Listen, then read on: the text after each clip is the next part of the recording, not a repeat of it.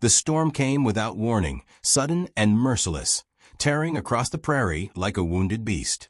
Wind howled through the dry grasses, dragging dust into the sky until the sun itself seemed swallowed. Horses screamed in the distance, and thunder rolled like cannon fire across the wide, merciless land. In that chaos, 3 small figures stumbled through the storm. 3 native girls, no more than 12 or 13, half blind from grit in their eyes, lips cracked from thirst, skin scorched raw. The land was devouring them, and no one should have been there to see it. But someone was. The rancher had ridden out against his better judgment, searching for a calf gone astray. He was 35, a man marked by silence more than speech, his face carved by wind and regret. To the neighbors, he was strength without warmth, a solitary figure who worked his land like a penance. Yet beneath the weathered lines of his face lived a gentleness he never spoke of, something private as prayer. That hidden self surfaced now, as he spotted the girls stumbling like shadows across the ridge. At first, he thought they were mirages. But when the youngest collapsed, her thin arms sprawled in the dirt, he spurred his horse forward with a speed he rarely allowed. He lifted her into his arms, surprised by how weightless she felt, and saw the other 2 clinging to one another, too weak to run, too proud to cry. Their hair was tangled with dust, their feet raw from the stones, their eyes filled with something ancient and unspoken. Fear, yes, but also defiance. He did not ask who they were or why fate had dragged them to his path. Questions would come later, if at all. He only beckoned them close, his voice low but steady, and guided them toward his horse. The eldest hesitated, suspicion flickering like a blade across her face, but the sight of her sister limp in his arms silenced it. Slowly, carefully, they climbed behind him, and with one sharp nudge of his boot, the horse lunged forward, carrying them out of the storm's teeth. By the time they reached his cabin, night had fallen. The wind had quieted, but the silence it left was heavier still. Inside the small wooden shelter, he lit a lamp, its glow trembling against the rough-hewn walls. The girls huddled near the fire, their eyes darting between the flames and the stranger who had pulled them from death's reach. He set bread before them, poured water into a tin cup, and spoke softly, though not one word was answered. They ate with the guarded hunger of wild creatures, ready to bolt if trust betrayed them. Later, when the smallest stirred in fevered sleep, she reached blindly, her fingers catching the edge of his sleeve. He stayed still, not daring to move until her breathing evened. That small touch, so desperate and unthinking, pierced him deeper than any bullet could. He kept the lamp burning through the night, as if its glow alone might convince her the world still held safety. Days passed like slow rivers. The girls grew steadier, their silence thinning into whispers, their eyes softening with each small kindness. Yet outside, the whispers of neighbors carried on the wind. Why bring them here? Why endanger your good name for those not your own? He ignored the voices, though they pressed like thorns. Kindness does not ask permission. When the elder from their people arrived, stern, proud, eyes dark with grief, the rancher stood aside, allowing the girls to return to their world. No grand thanks were given, no speeches offered. Only a solemn nod, the weight of respect pressed into silence. But as the girls mounted their ponies, they turned one last time. The youngest, her hair braided fresh, held his gaze with something almost luminous, an unspoken promise that memory would not fade. The middle one straightened, as if to etch his face into her soul. And the eldest, who had once hesitated to trust him, lifted her chin in quiet acknowledgement, a gesture as sharp and final as an oath. He watched them disappear into the horizon, the sound of hooves echoing long after they were gone. The cabin felt emptier than before, the silence thicker, the fire's glow somehow lonelier. He told himself it was only another chapter closed, another kindness set adrift on the wind.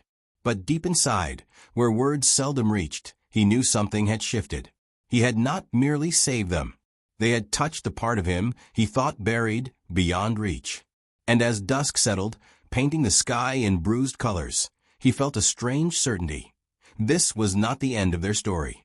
Something waited beyond the horizon, moving toward him even now, though he could not yet name its shape. The night split open with the sound of a gunshot, sharp and merciless, echoing through the valley like a bell tolling for the forgotten. The rancher sat upright in his chair by the dying fire, heart pounding, hand instinctively reaching for the rifle leaned against the wall. For a long breath, silence returned, heavy and absolute, broken only by the creak of the cabin settling. Yet something inside him stirred, the same intuition that had once driven him into a storm years ago, when 3 lost girls had stumbled into his path. Tonight, the world was calling again. A knock came at the door. Slow, steady, not frantic, but deliberate, as if whoever stood outside already knew he would open. He set the rifle aside and pulled the door wide, braced for an enemy. Instead, he found 3 women on the threshold, framed by the cool breath of autumn. For a heartbeat, he thought the storm had returned in some gentler form. They were grown now, not the fragile children he had once carried, but tall, strong, and luminous at 28.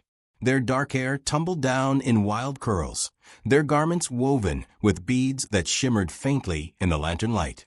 Recognition struck like lightning. These were the girls he had saved, but transformed, as though time itself had polished them into something untouchable. They stood without fear, though their eyes carried the memory of it. And in their gaze he saw not strangers, not mere visitors, but a mirror held up to the years he had spent in solitude. For a moment, words refused him. His tongue felt heavy, his breath caught in his chest. It was the eldest who spoke first, her voice low and unwavering. "We have returned," she said, "because what you gave us cannot remain unanswered." He frowned, uncertain whether she spoke of gratitude or something more binding.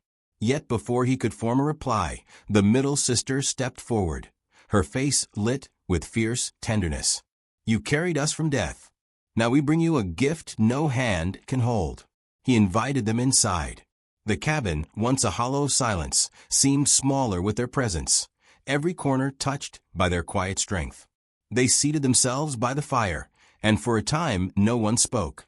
Flames crackled, casting restless shadows across the walls, while his heart beat with the uneasy rhythm of a man about to learn his fate. It was the youngest who finally broke the silence. She reminded him of the night he had kept the lantern lit so she might sleep unafraid, her voice trembling with memory. That flame, she said, had never left her. It had guided her through years of hardship, through trials he could not imagine. The words struck him deeper than any bullet. He had not thought of himself as savior, only as a man who could not ignore suffering. Yet here was proof that his smallest kindness had rippled outward, shaping lives far beyond his reach. The women spoke in turn, each unveiling what his act had meant. The eldest had found courage to lead her people, to defy hunger and grief with quiet strength. The middle one had carried his gentleness like a shield, offering it to others who knew only harshness.